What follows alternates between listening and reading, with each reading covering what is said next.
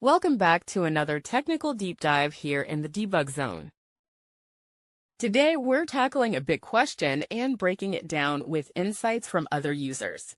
Hopefully, this clears up some misconceptions and helps you get the answer you need. So, buckle up, stay a little curious, and let's jump right in.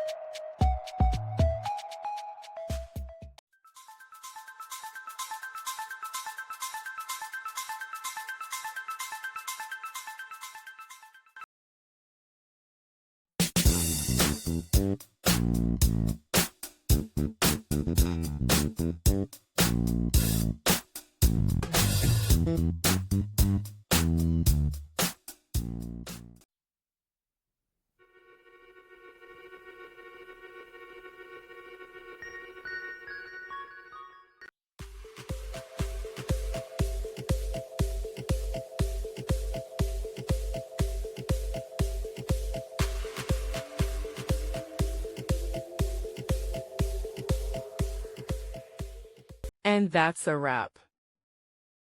I hope you found the answer you were looking for. If you did, take a second to hit that subscribe button. It really helps out. And let me know in the comments which solution worked best for you. See you next time in the debug zone.